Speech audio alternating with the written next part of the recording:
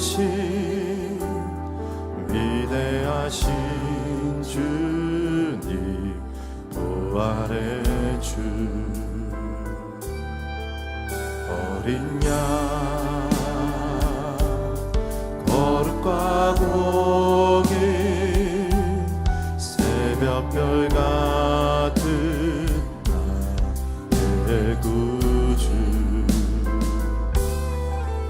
모든 하늘 찬양해, 모든 만물이 주 경배해. 아름답고 놀라우신 모든 이름보다 높은 이름, 아름답고 놀라우신 주의 이름, 높으신 그 이름 예수.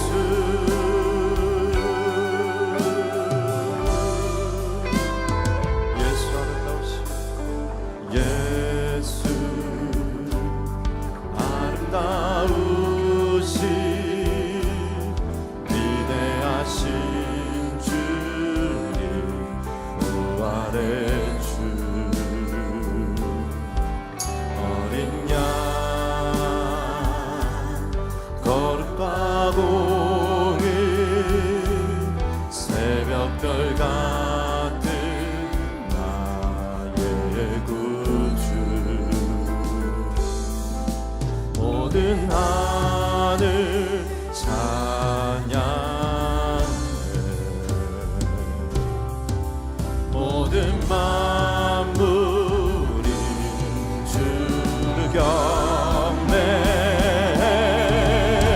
아름답고 놀라우신 모든 이름보다 높은 이름, 아름답고 놀라우신 주의 이름, 높으신 그 이름 예수.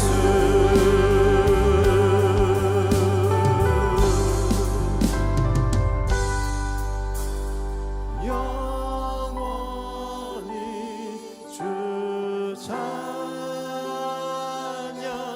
주 사랑해요,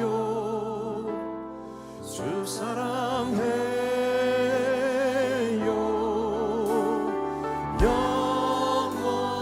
영원히 주 찬양, 주 사랑해요, 주 사랑해요.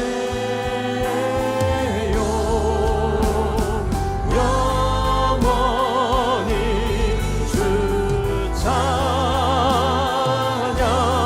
주 사랑해요, 주 사랑해요. 영원히 주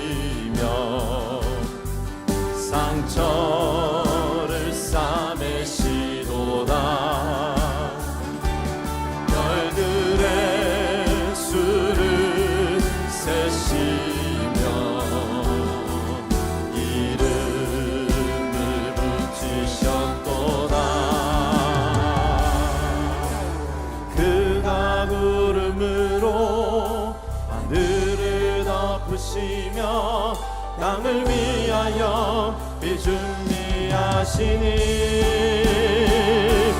예루살렘아 여호와를 찬송할지어다. 내 하나님을 감사함으로 그 앞에 나가면 주님 제 앞에 경배해. 상한 자들 고치시며 상한 자들 고치시며 상처를 싸매시도다. 별들의 수를 세시며 이름을 붙이셨도다. 그가 구름으로 하늘을 덮으시며 땅을 위하여 비 준비하시니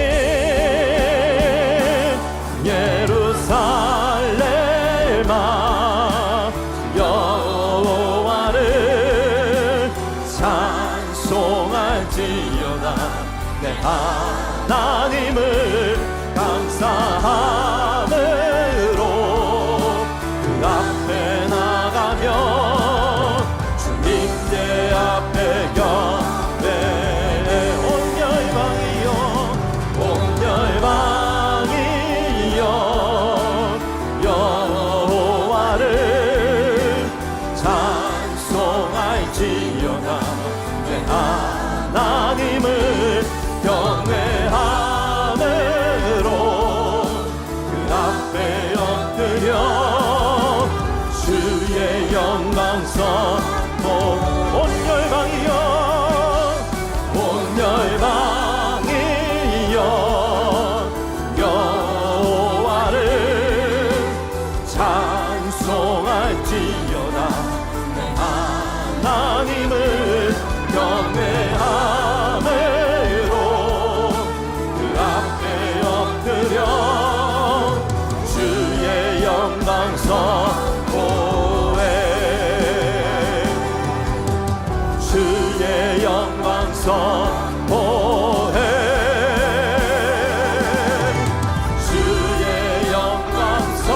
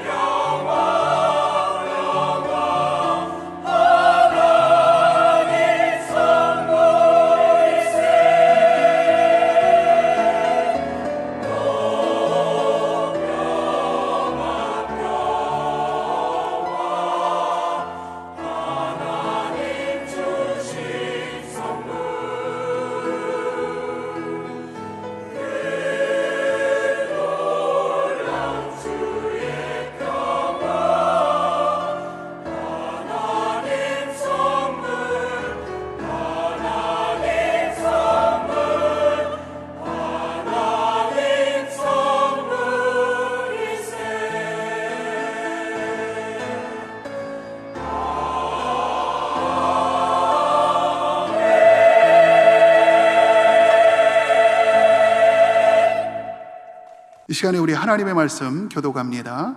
하나님의 말씀은 열왕기하 11장 1절에서 12절까지 있는 말씀입니다. 아이샤의 어머니 아달랴가 그의 아들이 죽은 것을 보고 일어나 왕의 자손을 모두 멸절하였으나 요람 왕의 딸 아시아의 누이 요세바가 아시아의 아들 요아스를 황자들이 죽임을 당하는 중에서 빼내어 그와 그의 유모를 침실에 숨겨 아달랴를 피하여 죽임을 당하지 아니하게 한지라. 요아스가 그와 함께 여호와의 성전에 6년을 숨어 있는 동안에 아달랴가 나라를 다스렸더라. 7째 해에 요야다가 사람을 보내 가리 사람의 백부장들과 호위병의 백부장들을 불러 데리고 여호와의 성전으로 들어가서 그들과 언약을 맺고 그들에게 여호와의 성전에서 맹세하게 한 후에 왕자를 그들에게 보이고 명령하여 이르되 너희가 행할 것이 이러하니 안식일에 들어온 너희 중 3분의 1은 왕궁을 주의하여 지키고 3분의 1은 수루문에 있고 3분의 1은 호위대 뒤에 있는 문에 있어서 이와 같이 왕궁을 주의하여 지키고 안식일에 나가는 너희 중 2대는 여호와의 성전을 주의하여 지켜 왕을 호위하되 너희는 각각 손에 무기를 잡고 왕을 호위하며 너희 대열을 침범하는 모든 자는 죽이고 왕이 출입할 때에 시할지니라 하니 백부장들이 이에 제사장 여호야다의 모든 명령대로 행하여 각기 관할하는 바 안식일에 들어오는 자와 안식일에 나가는 자를 거느리고 제사장 여호야다에게 나아오매 제사장이 여호와의 성전에 있는 다윗 왕의 창과 방패를 백부장들에게 주니 호위병이 각각 손에 무기를 잡고 왕을 호위하되 성전 오른쪽에서부터 왼쪽까지 제단과 성전 곁에 서고 여호야다가 왕자를 인도하여 내어 왕관을 씌우며 율법책을 주고 기름을 부어 왕으로 삼음에 무리가 박수하며 왕의 만세를 부르니라. 아멘. 우리가 인생을 살다 보면 누구나 한 번 이상 큰 위기를 맞이하게 됩니다. 위기의 유형과 종류는 다양할 것입니다만은 어떤 위기든지 그것을 잘 다루어야지 인생을 견고하게 살아갈 수가 있습니다. 심리학자들은 대개 위기 유형을 3가지로 분류를 합니다. 첫째로 발달 과정의 위기, Crisis in Developmental Stages. 우리가 성장하는 과정에서 겪게 되는 여러 가지 위기를 말하는 것입니다. 부모와의 관계, 가정의 아픔, 학교 생활이나 사춘기를 지나가면서 겪게 되는 위기죠. 이때 깊은 상처를 받든지 버림을 받게 되면 그것이 평생 트라우마가 되어서 그의 삶에 영향을 끼친다고 합니다. 두 번째로 상황적 위기가 있습니다. Situational Crisis라고 해서 우리가 살아가는 과정에서 겪게 되는 뜻밖의 상황을 말하는 것이죠. 우리가 일반적으로 겪는 대다수의 위기는 여기에 해당할 것입니다. 경제적인 위기, 실직, 질병, 불의의 사고, 전쟁, 테러 같은 것이 여기에 해당할 것입니다. 세 번째로 실존적 위기가 있습니다. Existential Crisis. 이것은 자신의 내면에서 일어나는 갈등이나 정체성의 혼란에서 오는 위기를 말합니다. 정말 나는 살만한 가치가 있는가? 나 같은 자가 뭘 하겠다고? 산다는 것은 허무하고 의미가 없는 것이 아니냐? 이와 같은 마음의 갈등이 자신을 디프레션으로 몰아가기도 하고 심한 경우에는 자살 충동까지 느끼게 한다고 합니다. 이처럼 우리가 겪는 위기의 종류는 다양합니다만은 어느 위기든 쉽고 가벼운 것은 없습니다. 때로는 우리의 힘만으로 감당할 수 없는 어려운 위기도 있죠. 그때 만일 누군가가 개입을 해서 우리를 도와준다면 큰 힘을 얻게 될 것입니다. 이와 같이 위기를 당했을 때 누군가가 위기에 개입해서 도와주는 것을 위기 개입, Crisis Intervention이라고 부릅니다. 이 컨셉을 처음 소개한 사람이 에릭 린드맨이라고 하는 보스턴 지역의 정신과 의사였습니다. 1942년 11월 28일 보스턴에 있는 코코넛 그로브 나이트 클럽에서 대형 화재가 났습니다. 준수감사절 주간이었기 때문에 굉장히 많은 인원들이 몰려왔고 더구나 엑시 도어가 락되어 있는 바람에 화재가 났을 때 사람들이 빠져나올 수가 없었습니다. 그래서 492명이 죽고 500여 명이 화상을 입고 인근병원에 입원을 하게 됐습니다. 미국 역사상 3번째로 큰 참사라고 합니다만 그때 온몸에 화상을 입고 입원한 사람들 중에는 많은 사람들이 트라우마의 상태에 걸려서 고통을 겪고 있었다고 합니다. 그때 린드만 박사가 환자들이 입원해 있는 병실 몇 군데를 돌아다니면서 그들을 위로하고 장미꽃 한 송이씩을 나누어 주었다고 합니다. 작은 것이죠. 특별한 메디슨이나 굉장한 치료제도 아닙니다. 작은 꽃 한 송이를 나눠준 것입니다. 그랬음에도 불구하고 그 꽃송이를 받은 환자들은 다른 환자보다 훨씬 더 빠른 시간 안에 트라우마를 극복하고 회복이 되더라는 것입니다. 이것을 근거로 해서 나중에 린드만 박사가 자기 논문에 이 사실을 기재합니다마는 이것을 목격했던 린드만 박사가 깨달은 것이 있습니다. 위기의 순간에 누군가가 개입을 해서 조금만 도와주어도 그것이 회복의 열쇠가 될 수 있구나. 여기서 나온 단어가 위기 개입, crisis intervention이라는 단어가 나온 것입니다. 물론 이것을 나중에 체계화하고 보편화시킨 것은 제너럴 캐플란이라고 하는 의사입니다마는 여기서 시작된 것이 자살자를 위한 핫라인 사역이라고 합니다. 지난 수요일 위원장 회의 때 유스타 파운데이션을 섬기는 박소연 자매님이 작은 캔들 하나씩을 우리에게 나눠줬어요. 이게 뭐냐 물었더니 지난 10일이 라이트 캔들 데이라고 해서 세계 자살 예방의 날이라고 합니다. 그것을 기념해서 준 것이라고 해요. 이번 한 송이의 꽃, 한 자루의 캔들이 얼마나 큰 힘이 있겠습니까? 그럼에도 불구하고 위기를 만난 사람들에게는 그것이 생명이 될 수도 있고 빛이 될 수도 있다는 것입니다. 이런 측면에서 위기의 개입이라고 하는 것은 대단히 중요한 것입니다. 위기의 순간에 누군가가 와서 도와주기만 하면 최악의 순간까지 갔을지라도 다시 일어날 힘을 얻게 되는 것입니다. 그런데요, 참된 위기 개입이라고 하는 것은 단순히 동정심을 갖는다든가 멀찍이 서서 지켜보는 것만으로 충분하지 않습니다. 직접 개입을 해서 실제적인 도움을 주어야 하는 것입니다. 그러려면 돕겠다는 의사도 있어야 되지만 실제로 도와줄 능력이 있어야 되는 것입니다. 우리가 위기에 처했을 때에 실제로 우리를 도와주고 우리를 위기에서 건져내어 줄 파워를 가진 자가 누구일까요? 물론 인간 도움자도 가능할 것입니다. 그러나 인간의 위기 개입은 한계가 있죠. 자기 자신에게 주어진 위기도 다 핸들하지 못하는데 다른 사람의 위기를 어떻게 다 도와줄 수가 있겠어요. 그러므로 우리가 정말 위기에 빠졌을 때 우리를 건져내 줄 수 있는 진정한 위기 개입자는 하나님 한 분밖에 없습니다. 하나님은 전지하신 분이기 때문에 우리의 모든 상황을 다 아시죠. 현재 상황뿐만 아니라 미래 상황까지도 정확하게 아시고 적절한 길로 우리를 안내해 주시는 것입니다. 두 번째로 하나님은 전능하십니다. omnipotent. 능치 못할 일이 없는 분이 하나님이시죠. 그러므로 우리가 어떤 위기에 처했을지라도 능히 우리를 건져내 줄 수가 있는 것입니다. 무엇보다 하나님은 우리를 사랑하시는 He is all loving God. 우리를 전심을 다해 사랑하시는 분이기 때문에 우리가 위기에 처했을 때 절대 모른 척하고 지나칠 수가 없습니다.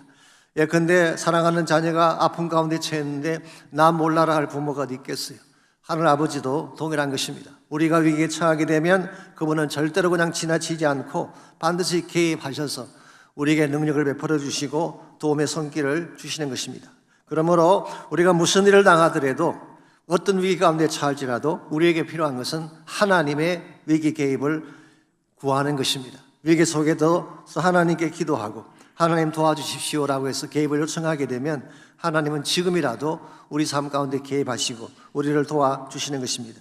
혹시 여러분의 삶 가운데도 여러분의 능력으로 감당하지 못할 위기가 있다면 하나님의 위기 개입을 요청하시기 바랍니다. 우리가 하나님께 나아가서 도와달라고 위기 개입을 요청하면 하나님은 어떻게 우리를 도와주시고 지켜주실까요? 오늘 같이 봉독한 본문에 보시면 유다 역사상 최악의 위기에도 불구하고 하나님이 개입하셨기 때문에 오히려 승리를 거둘 수 있었던 다윗 왕조에 대한 이야기가 오늘 본문에 기록된 내용입니다. 지난 주일까지 북왕국 이스라엘에서 일어났던 예후의 혁명에 대해서 말씀을 드렸습니다마는 오늘 본문은 다시 이야기 무대를 남쪽으로 돌립니다. 유다 왕조가 겪었던 위기를 소개를 하고 있습니다. 1절 말씀 보시면 아시아의 어머니 아달랴가 그의 아들이 죽은 것을 보고 일어나 왕의 자손을 모두 멸절하였으나 그랬어요. 여기 아달랴가 등장하는데 지난번에 잠깐 소개를 해드렸죠. 아합과 이세벨의 딸입니다. 그리고 유다 왕 요람과 정략 결혼을 해서 남쪽 유다의 왕비가 된 사람이죠. 이와 같이 남쪽으로 왔고 남쪽 왕국을 다스리는 사람이 되긴 했지만 아달랴의 내면은 바알로 꽉 차 있습니다. 뼛속까지 바알로 가득 찬 숭배자라고 할 수가 있습니다. 자, 이와 같은 사람이 아달랴인데 그의 남편 요람이 죽게 됩니다.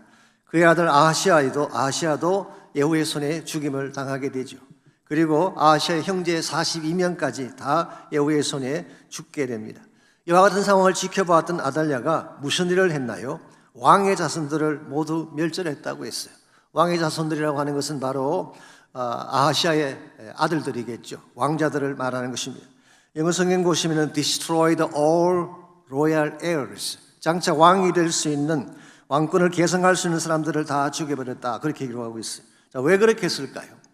첫 번째 이유는 자신의 사악한 욕망 때문일 것입니다.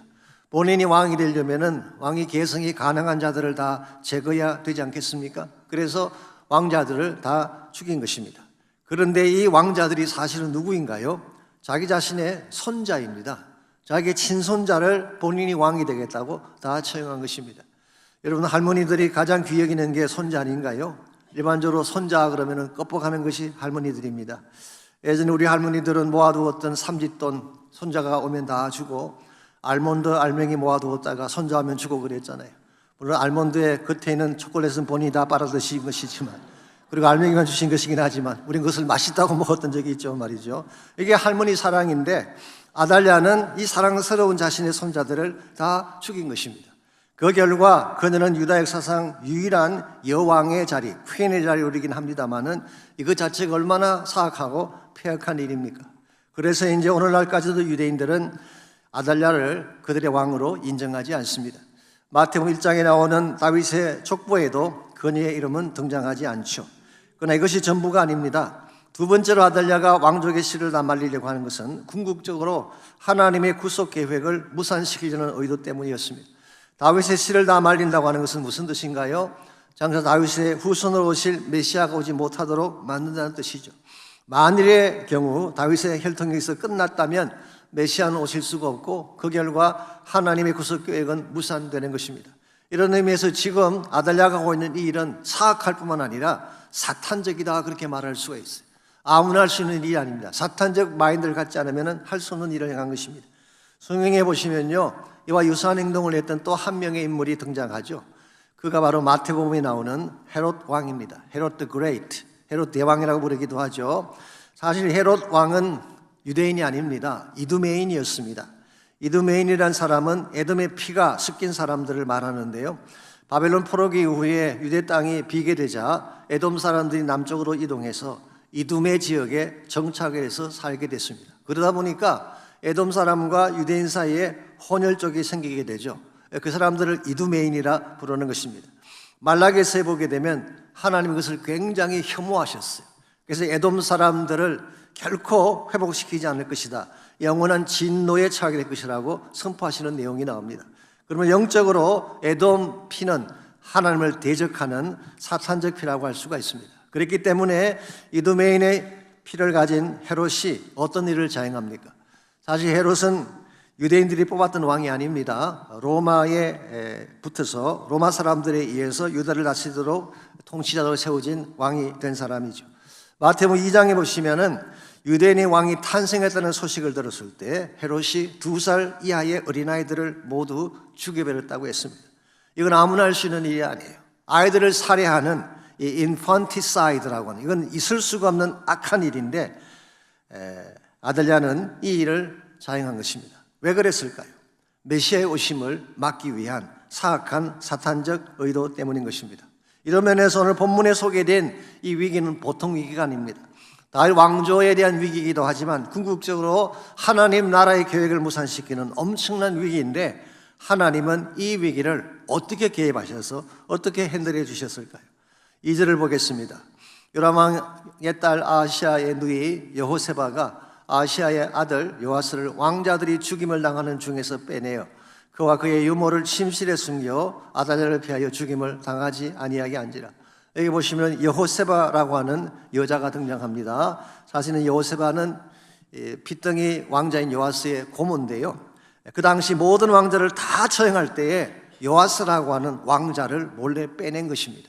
그리고 6년 동안 성전 안에 있는 방에 숨겨서 은밀하게 양육을 했습니다. 그리고 7년이 지났을 때에 제사장 여호야다를 하나님이 들으셔서 백부장들을 다 모으게 하고 아달랴를 처형하고 요아스를 왕으로 옹립하게 했습니다. 그 결과 최악의 위기가 오히려 유다에서 바알 숭배자들을 제거하고 새로운 시대를 여는 기회가 된 것입니다.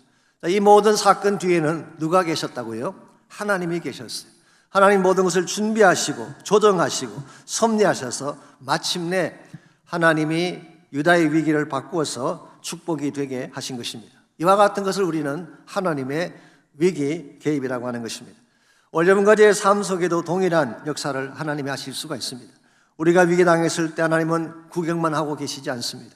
개입하십니다. 그리고 개입하셔서 우리 힘으로 할 수 없지만 하나님의 능력으로 우리를 지켜주셔서 반드시 승리자가 되게 하는 것입니다. 아무리 위기가 극심해도 하나님이 개입하신다면 어떤 역사가 일어날까요? 하나님 어떤 방법을 통해 여러분과 저를 지켜주시고 회복해서 승리하게 하실까요? 오늘 본문에 기록된 요아스의 계시를 통해서 위기 중에 우리를 지키시는 하나님의 손길에 대해서 함께 정리하려고 합니다. 첫 번째로 위기 중에도 하나님이 개입하셔서 도와주시면 하나님은 건지심으로 우리를 지켜주십니다. By deliverance from the crisis. 이 위기로부터 우리를 건져내심으로 지켜주시는 것입니다. 2절 말씀을 다시 보겠습니다. 여기 보면은 요세바에 대한 소개가 좀 더 자세히 나오는데요. 그를 요람 왕의 딸이라고 했고 아하시아의 누이라고 했습니다. 자, 요람 왕의 딸이라고 하면 결국 누구의 딸입니까? 요람 왕의 부인이 아달랴니까 아달랴의 딸이기도 한 것입니다. 그래서 아하시아의 누이가 된 것입니다. 그렇다면 요아스는 요세바의 조카가 되겠죠. 방금 말씀드린 것처럼 아달랴가 모든 왕들을 살해하는 와중에 여호세바가 핏덩이 조카를 빼어내어서 건져내어서 살게 한 것입니다. 여러분, 이것은 참 신비로운 일이 아닐 수가 없습니다. 저 바깥 멀리서부터 도움이 온 것이 아니라 최측근에서 왕궁 안에 있는 자, 그것도 아달랴의 딸이 직접 이 문제에 개입을 해서 요아스를 건져내게 한 것입니다. 이것이 과연 우연일까요? 결코 우연이 아니죠. 하나님께서 개입하신 것입니다. 보편적으로 딸이라고 하는 분들은 엄마를 많이 닮잖아요. 그래서 엄마를 자기 부인의 미래를 보려면은 장모를 보시면 돼요. 거의 같습니다. 그래서 아달랴도 자기 어머니 이세벨을 속 빼닮았다고 말씀을 드렸는데요. 오늘 본문을 보게 되면 이 딸인 요세바는 결코 아달랴를 닮지 않았어요. 바알을 숭배하지도 않았고 하나님을 경외하고 다윗의 자손을 건져내는 일에 동참을 한 것입니다.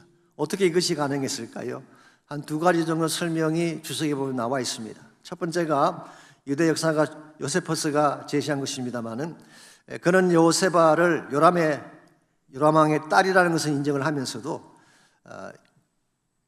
후궁의 딸일 것이다, 그렇게 그는 소개를 했어요. 고대 왕실에서 그런 일은 흔하잖아요.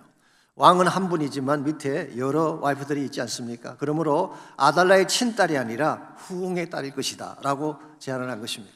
물론 가능한 이론이긴 합니다만은 문제는 증거가 별로 없습니다. 그래서 그냥 guessing, pure guessing에 불과한 것입니다. 두 번째 이론은 이것입니다. 여호세바가 결혼을 잘했기 때문이 아닐까.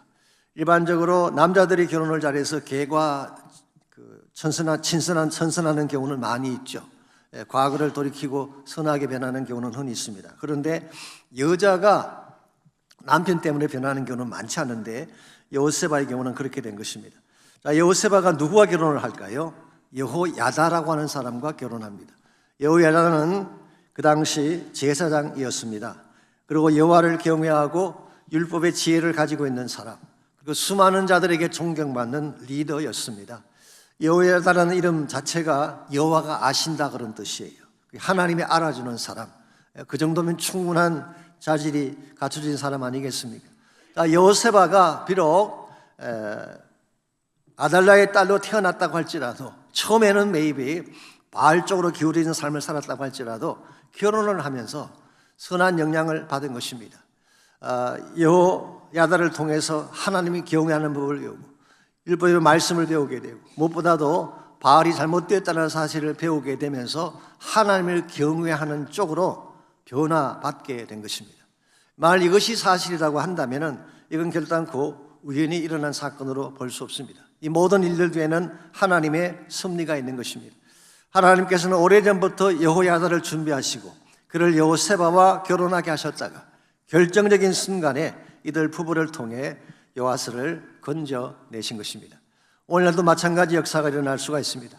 우리가 시험 당할 즈음에 우리 힘으로 도저히 길을 찾지 못할 때에 하나님이 피할 길을 내셔서 우리를 시험으로부터 건져내어 주시죠. 이와 같은 손길을 하나님의 위기 개입이라고 부르는 것입니다. 여러분, 눈에 보이진 않지만 하나님이 여러분의 삶 속에 개입을 해주세요. 위기를 당했을 때 그냥 내팽개 주는 것이 아니라 개입을 하셔서 보호해 주시기 때문에 우리 인생이 안전하게 진행이 되는 것입니다. 근데 만일 하나님이 우리를 지켜주지 않고 내가 내 인생의 모든 것을 책임져야 한다고 한다면 우리 삶은 불안할 수밖에 없습니다. 그러니까 누구도 앞날을 예측할 수가 없기 때문에.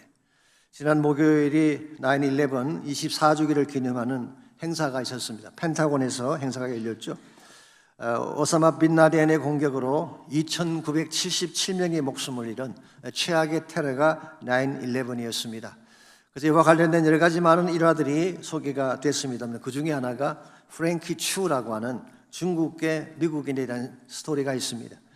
이 사람 미국에서 15년 동안 거주를 하면서 맨하탄 5번가에서 로펌을 운영하던 사람이었습니다. 9/11 테러 당일 아침 세계무역센터 20층에서 열리는 회의에 참석할 예정으로 부인 캐런과 함께 맨하탄으로 떠나려고 집을 나서려고 하는데 그 순간 부인에게 전화가 걸려온 것입니다. 부인의 친구가 전화를 했어요. 여자분들이 전화통을 잡으면 금방 끝날까요? 안 끝날까요? 저는 여자분들이 빨리 끝내는 걸 본 적이 없습니다. 미니멈 30분, 길면 1시간 정도. 그렇게 통화하고도 뭐라 그럽니까? 자세한 이야기는 내일 만나서 하자. 그런 분들이 여자분들 아니겠어요? 그러므로 와이프 친구의 전화를 받느라고 결국 출발 시간이 지연되는 바람에 기차를 놓치고 만 것입니다. 그 결과 테러를 피하게 된 거예요. 사람들은 그를 참 럭키하다 그렇게 불렀어요. 그랬는데요, 이 사람이 테러에 대한 충격으로 로펌을 그만두고 가족과 함께 홍콩으로 돌아가서 새로운 사업을 시작했습니다. 그리고 사업을 중국 본토에 알리기 위해 베이징으로 가는 중국 항공기에 탑승을 했다가 사르스라고 하는 그 당시 유행병입니다. 사르스에 감염이 됐습니다. 그리고 나흘을 앓다가 한 달 후에 홍콩향 병원에서 사망하고 말았습니다. 9/11이라고 하는 엄청난 테러에서는 생존한 그 사람이 눈에 보이지 않는 작은 바이러스 때문에 생명을 잃게 될지 누가 상상이나 했겠습니까? 그러나 여러분 기억하십시오. 이것이 우리가 살고 있는 현실이 인생의 실존입니다. 누구도 장담할 수 없는 것입니다. 하나님이 지켜주지 아니하면 우리의 앞길이 어떻게 될지 아무도 장담을 못하는 것입니다. 그래서 야고보 선생은 야고보서 4장 13절 14절에서 허탄한 자랑을 하는 자들에게 이런 경고의 말씀을 적고 있습니다. 들어라, 너희 중에 말하기를 오늘이나 내일이나 우리가 어떤 도시에 가서 거기서 1년을 머물며 장사하여 이익을 보리라 하는 자들아. 즉 쉽게 표현하면 사업계획 세우고 꿈에 부풀어서 미래를 설계하는 자들아, 그런 뜻이에요. 내일 일을 너희가 알지 못하는도다. 너희 생명이 무엇이냐? 너는 잠깐 보이다가 없어지는 안개와 같다. 이 안개로 번역한 단어가 vapor예요. 잠깐 보이다 사라지는 물 수증기 같은 존재. 이게 야고보가 소개한 것입니다. 미약하다 그 말이에요. 누구도 장담할 수 없다는 거예요.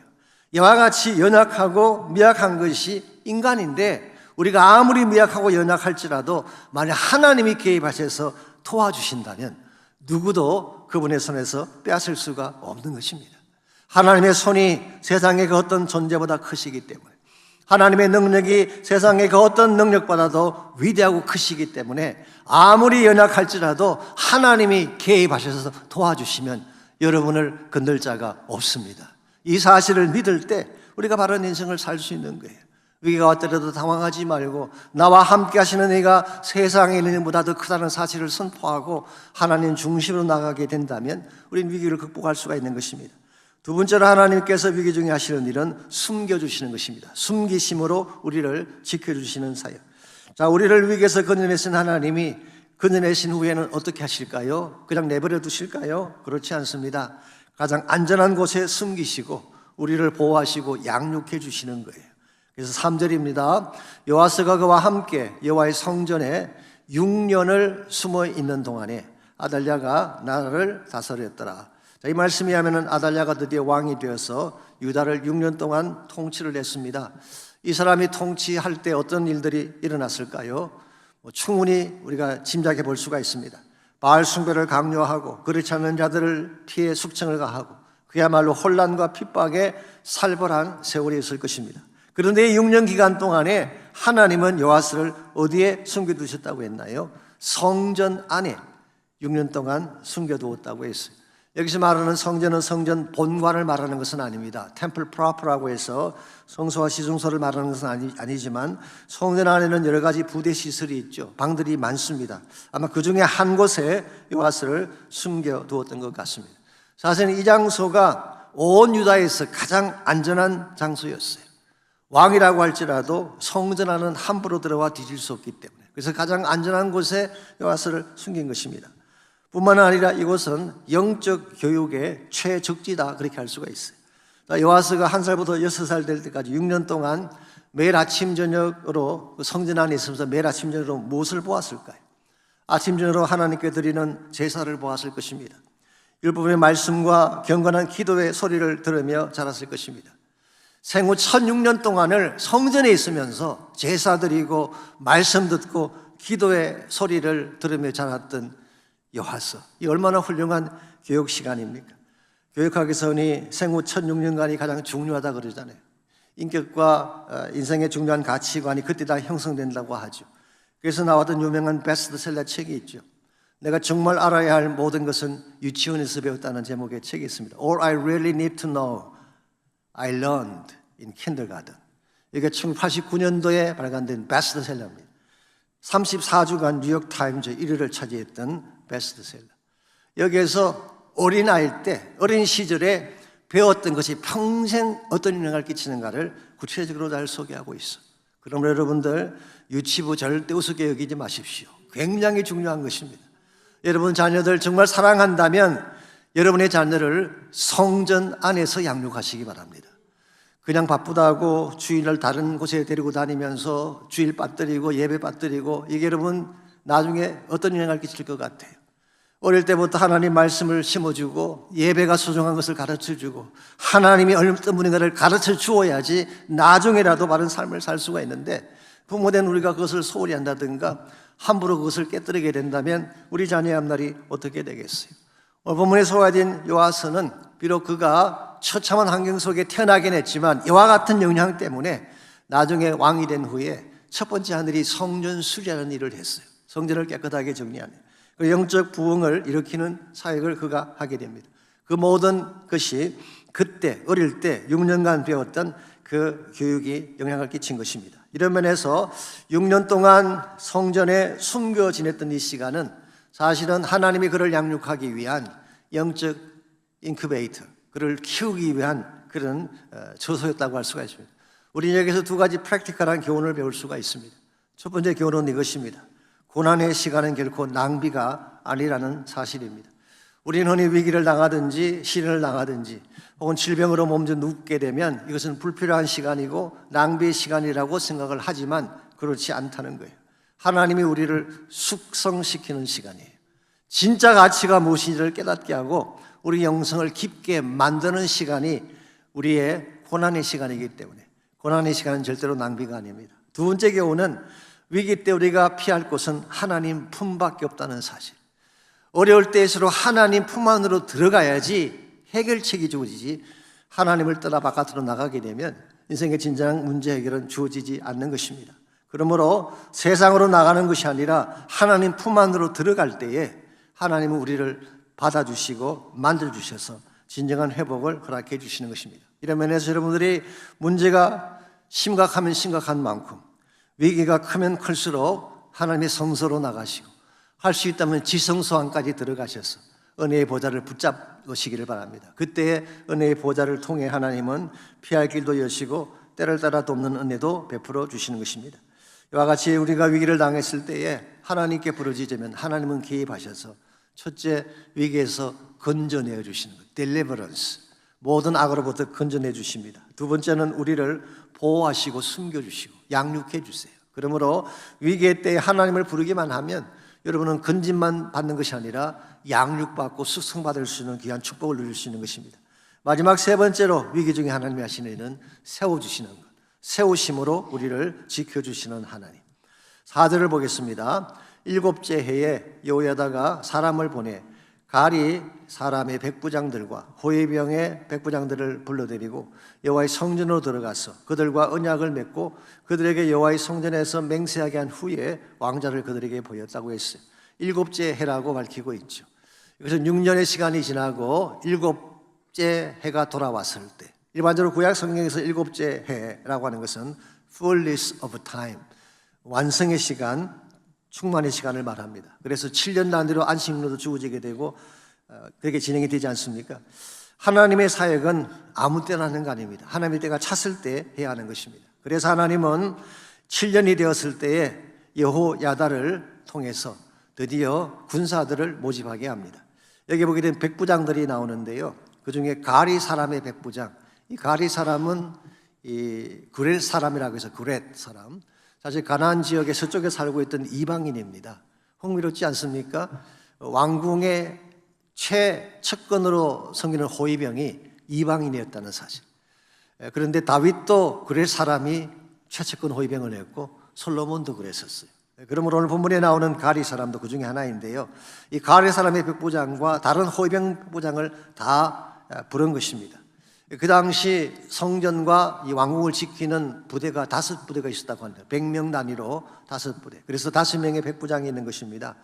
그리고 오늘 본문에 보게 되면 그 중에 3부대는 안식일을 맞이하면은 이제 들어오는 부대. 이 들어온다는 것은 출근하기 위해 들어오는 부대를 말합니다. 이것을 입번이라 그러는데요. 영어 성경 보시면은 come on duty, 듀티를 하기 위해 들어오는 부대가 3부대가 있었어요.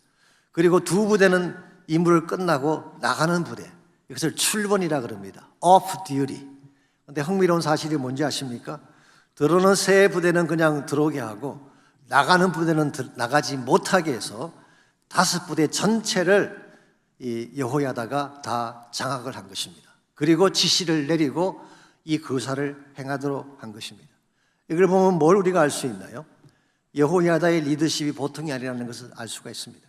평소에 여호야다가 어떤 삶을 살았는지를 보여주는 것입니다. 그가 얼마나 인격적이고 얼마나 바른 경건한 삶을 살았고 누구든지 그를 흠모하며 따를 수 있는 영적인 리더십이 있었기 때문에 결정적인 순간에 이 5 백부장이 다 한편이 되어서 여호야다를 도운 것입니다.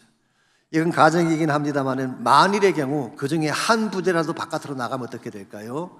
결국 내전이 일어나는 것입니다. 그런데 5부대 전체를 장악해서 이 전체를 다 자기 수하에 놓고 명령을 내린 것입니다.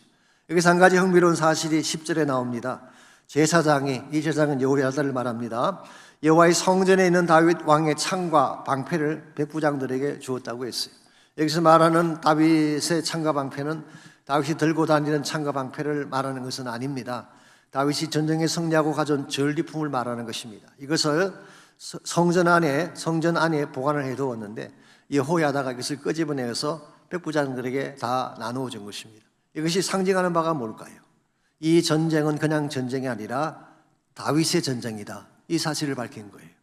이것은 바로 다윗의 전쟁이고 하나님이 직접 개입하셔서 다스리는 하나님 나라의 전쟁이다. 이 사실을 밝히기 위해 다윗의 창과 방패를 준 것입니다. 이와 같이 한 결과 12절을 보십시오. 여호야다가 왕자를 인도하였네요. 왕관을 씌우며 율법책을 주고 기름을 부어 왕으로 삼으며 무리가 박수하며 왕의 만세를 부르니라. 드디어 요아스를 숨겨진 상태에서 앞으로 나오게 하고 그 500명이 호위하는 가운데에 왕관을 씌우고 율법책을 주고 머리에 기름을 부어서 왕으로 삼은 것입니다. 이것은 다윗의 사자가 승리했음을 선포하는 장면. 아달랴는 불법으로 왕이 되었지만 요아스는 하나님이 기름 부어서 진정한 다윗의 후손으로 세워졌다는 사실을 밝힌 것입니다.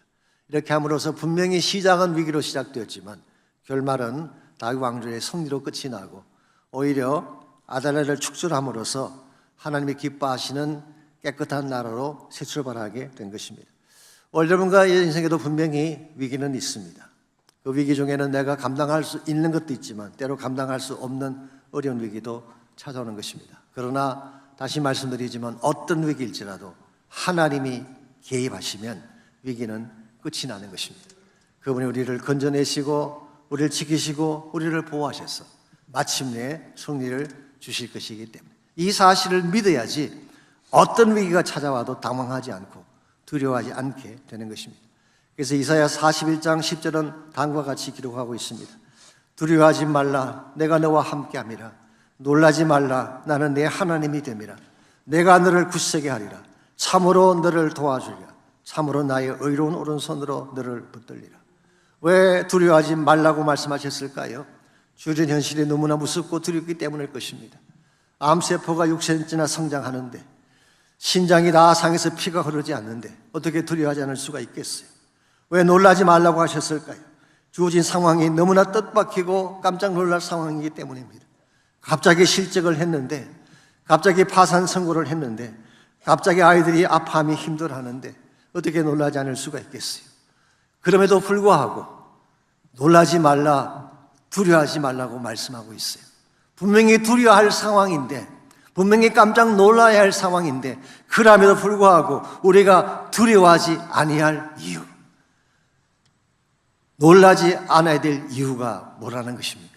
하나님이 함께 하시기 때문이라는 거예요. 그러므로 어떠한 위기, 어떤 깜짝 놀랄 만한 위기가 나를 공격해 와도 하나님이 나와 함께 하시면 우리는 위기를 이겨낼 수가 있는 것입니다. 전능하신 그 하나님이 나의 하나님이 되셔서 나의 손을 붙드신다면, 나를 사랑하시는 그 하나님이, 온 천지 만물을 소유하신 그 하나님이 나의 도움자가 되셔서 나를 도와주신다면, 거룩하시고 만유의 주가 되신 하나님이 의로운 오른손으로 오늘 나를 붙잡아 주신다면 누가 우리를 해칠 수가 있겠어요? 이와 같은 믿음이 분명할 때에 아무리 위기가 커도 풍랑 같은 삶의 한가운데를 통과해도 우리는 노래하며 찬양하며 그 풍랑을 통과할 수 있게 되는 것입니다. 이제 제가 설교를 마치고 함께 부를 찬양이 413장인데 찬송가입니다. 이 찬송가에는 유명한 일화가 담겨져 있죠. 호라치오 스페포드라고 하는 사람이 쓴 찬송인데요. 스페포드는 D.L. 무디가 섬기던 교회 집사였습니다. 그는 노예였고 시카고에 많은 자산을 가지고 있는 부자이기도 했습니다.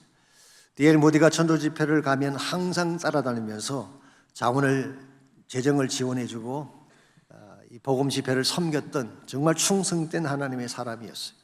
그랬는데요, 1873년도에 예기치 않는 불행한 사건이 가정에 찾아옵니다. 자기 부인과 네 딸이 유럽 쪽으로 여행을 떠났다가 배가 대서양에서 충돌하는 바람에 226명이 죽는 참사가 일어났습니다. 부인만 겨우 생존했지만 자신의 사랑하는 딸 넷이 모두 세상을 떠나고 말았어요. 그 당시 나이가 11살, 9살, 5살, 2살의 어린 딸이었어요. 스페포드가 이와 같은 상황에서 부인을 만나기 위해 배를 타고 가던 도중에 배가 파산당했던 그 지점을 지나갈 때 그는 갑판에 엎드려서 통곡하며 울기 시작합니다. 사랑하는 딸이 바로 그 자리에서 세상을 떠났다는 사실 앞에 가슴이 미어지지 않고 울지 않을 아빠가 어디 있겠어요. 사실은 그 순간 스페포드가 하나님을 원망한다고 하더라도 누구도 그를 탓할 수가 없을 것입니다.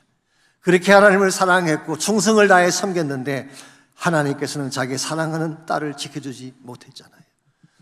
분명히 원망할 만한 이유가 있고 하나님께 되어드릴 만한 이유가 충분한데도 불구하고 그는 그렇게 하지 아니하고 기도하는 가운데에 이런 고백을 합니다.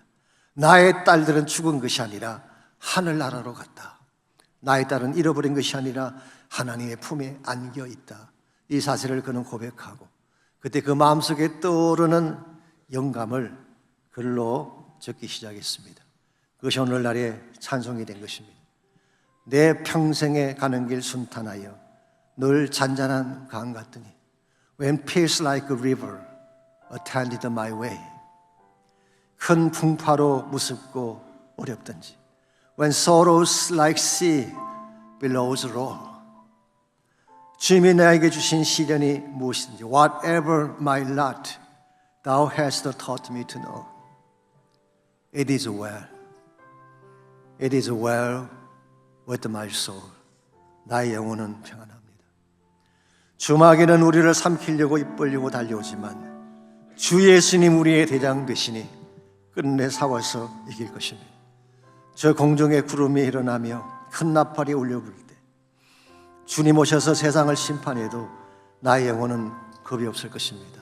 왜냐하면 나는 주님 안에 있기 때문에.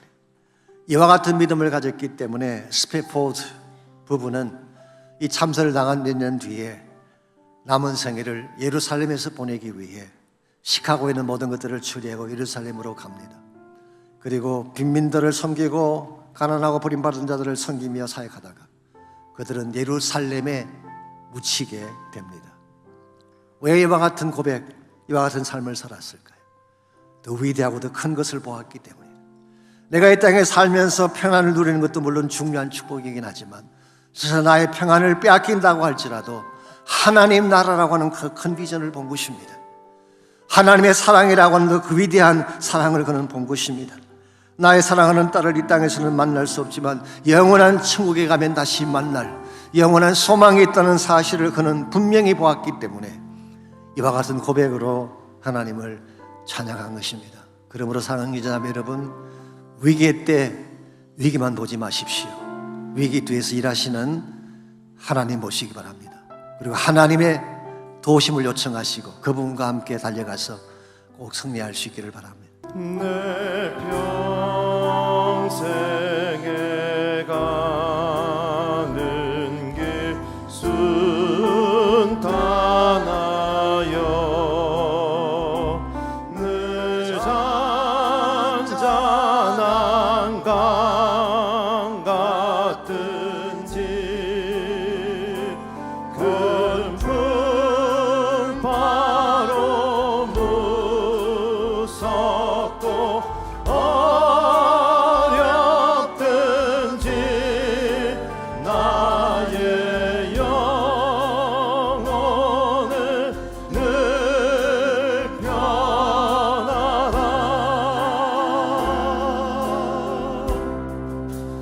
내 영혼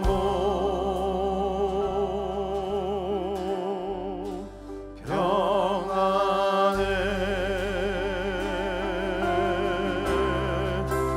내 영혼 평안해. 다 일어나서 2절 함께 찬양합니다. 저마기는 저마귀는 우리를 삼키려고 입 벌리고 달려와도 주 예수는 우리의 대장되니 끝내 싸워서 이기리라.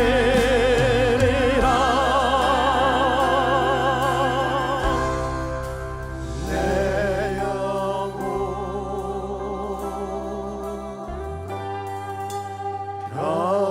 평안해.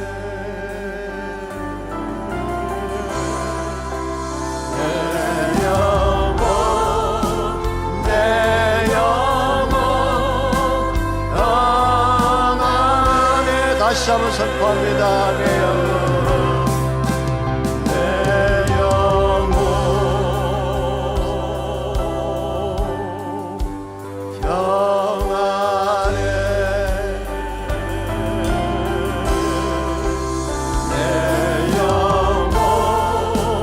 내 영혼 평안해. 하나님 감사합니다. 어떤 위기를 당할지라도 하나님 친히 개입하셔서 우리를 도와주시며 건져내어 주시며 보호하시며 반드시 승리하게 하시는 사실을 감사합니다. 두려워하지 않게 하시고 놀라지 않게 하시고 나와 함께 하시는 하나님의 능력의 손 붙잡고 앞으로 남은 생에 어떤 어려움을 겪을지라도 주와 함께 승리하며 달려가는 우리 모두 되게 하여 주시옵소서. 이제는 우리 구주 예수 그리스도의 은혜와 하나님 아버지의 무한하신 사랑과 성령님의 충만한 임재하심이 예배를 마치고 돌아가는 모든 성도 한 분 한 분에게 그들의 가정과 삶의 터전과 자녀들과 자손들 위해 이제로부터 항상 함께 하시기를 예수님의 이름으로 간절히 축원하옵나이다.